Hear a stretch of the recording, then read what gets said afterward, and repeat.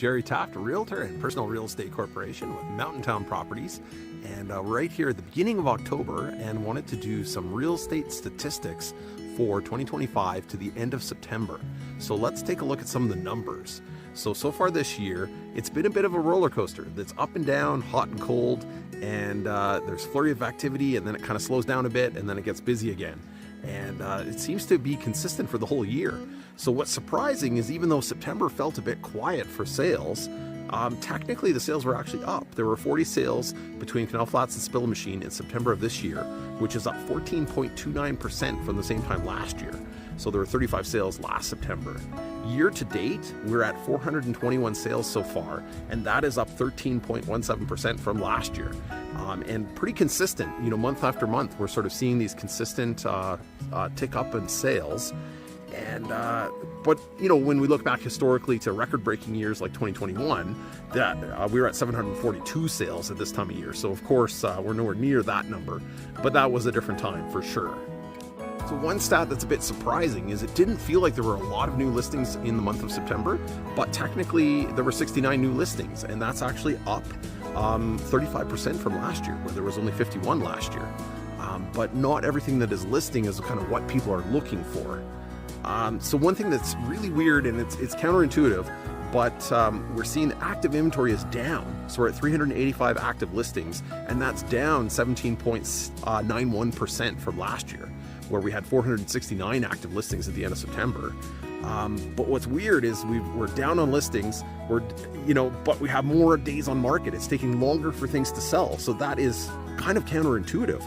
Right now we're looking for this September, 124 days on market is the average, and that's up 21.59% from the same month last year.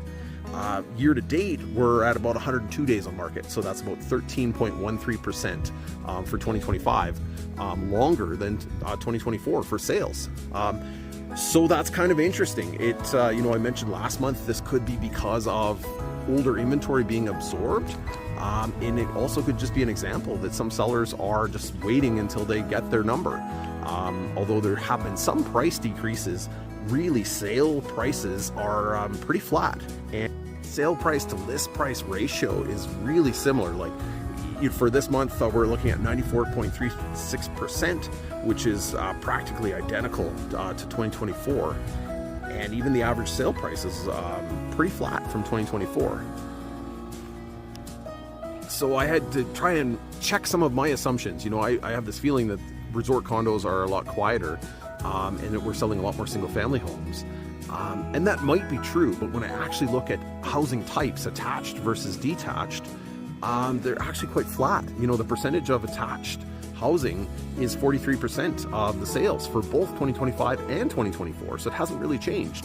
The other thing that feels quiet, it feels like homes under 900,000 are a lot busier, that properties over $1 million really aren't moving. But when I actually look at the numbers, for this year, there's been 40 sales over $1 million, and that represents 9.5% of the sold listings. And last year, there were 38 sales over $1 million, which was 10.21%. So it's fairly consistent, which is interesting, that although it feels really quiet for those higher priced properties, the actual numbers are suggesting that it's fairly stable.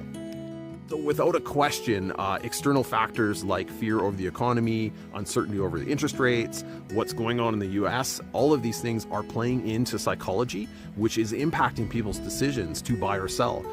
So this is definitely having an impact on the market, but it seems to be a short-term impact. People may delay a decision for a month or two and then end up proceeding with doing what they were going to do anyways. What'll be really interesting is to see what happens going forward. So I do believe that in the next couple of months, we won't see a lot of new inventory. Selection will be thin. I think in certain categories, condos at Panorama, certain types of properties, it could actually be a really good opportunity to get a good deal and to buy in. And then in the spring of 2026, I predict we're going to see a lot of listings. We're going to see a lot of people who are waiting to sell in the spring. But what is unpredictable is how strong is the demand going to be, and what is the market going to be like in the spring of 2026. And my crystal ball is too fuzzy for that. I don't know what it's going to be like by then. But taking a bigger picture view, some people always like to predict that real estate's about to crash and prices are just going to drop like crazy.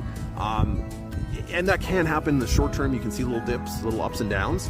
But fundamentally, when you look at Invermere and the Columbia Valley and you look at this area, there has not been a lot of new construction. There's not been a lot of development.